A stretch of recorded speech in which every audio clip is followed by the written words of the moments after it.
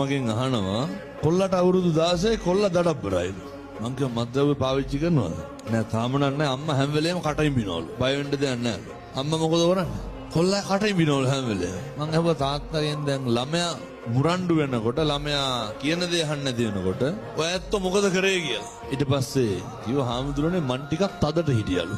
ළමයා මුරණ්ඩු වෙනකොට දෙමව්පිය මොකද කරන්නේ? ගෙවල් වල තියනව නේද? අම්මා බුරුලට ඉන්න තාත්තා තදට ඉන්නවා. ඕ මොඩ කතා වෙන්නතෝ. වැරද්ද සම්පූර්ණයෙන් අම්මාගේ තාත්තගේ. මම මේ තාත්තලාගෙන් අහන්නේ කවද්ද පොඩි එකා එක්ක පන්සල් ඇවිල්ලා බොමලු ඇමතුයි. කවද්ද දරුවා බදාගෙන හිටිය අන්තිමේට. මගේ දුවේ මගේ පුතේ කියලා ළමයි වැළඳ ගන්න ඕන.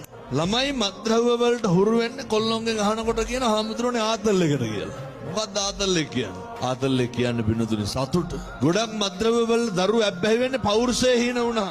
දරුවෝ තනි වුණාම, දරුවෝ හුදකලා වුණාම, අම්මා තාත්තා නැති වුණාම, අම්මගේ තාත්තගේ ආදරය නැති වුණාම, අම්මා තාත්තා කෙල ගන්නවා ඉවරයක් නැහැ දරුවෝ අසරණයි. තාත්තා බීලා ඇවිල්ලා අම්මට තඩි ගහනවා දරුවෝ අසරණයි. එතකොට ළමයි අවුරුදු 14 15 වෙනකොට මොකද වෙන්නේ?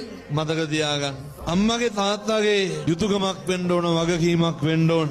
දරුවොත් එක්ක එකට බත් කන්න ඕන. මගේ දුවේ මගේ පුතේ කියලා දුව පුතා වැළඳ ගන්න ඕන. කවද්ද අන්තිමේට කොල්ලා ළඟට අරගෙන ඔළුව අත ගාලා තියෙන. කවද්ද අන්තිමේට කොල්ලා ළඟට අරගෙන මූණ ඉබලා තියෙන. අහනකොට කියන තදට ඉන්නවලු ඒ උනාට. තදට ඉඳලා කරන්න පුළුවන්.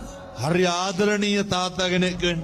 ආදරණීය අම්මා කෙනෙක් වෙන්න. කොච්චරද කියනවනම් දරුවන්ට පුළුවන් වෙන්න ඕනේ අම්මටයි තාත්තටයි පිටු පාණ්ඩ බැරි මට්ටමට හිත ඇදෙන්න ඕනේ. අවදාවත් දරුවන්ගේ පෞරුෂය, දරුවන්ගේ කොන්ද ගෙවල් වල කඩන්න එපා. දරුවෝ හීන කරන්න එපා. එහෙම වුණාම මේ දරුවෝ මත්ද්‍රව්‍ය වලට හුරු වෙනවා. ඇබ්බැහි වෙනවා. මම ඒ දරුවන්ට කියනවා අම්මගේ තාත්තගේ සිතුම් පැතුම් මොන මට්ටමේ තිබ්බත් කමන්නේ. එක පොලිසියකවත් නැහැ. අප දෙන්න කවුරු ඇවිල්ලාද? යාළුවෝ ඇවිල්ලා. හැමතැනම ඉන්නේ අම්මා තාත්තා ඇවිල්ලා. මොකක් හරි වැරදුනහම කවුද ඉන්නේ? අම්මයි තාත්තයි.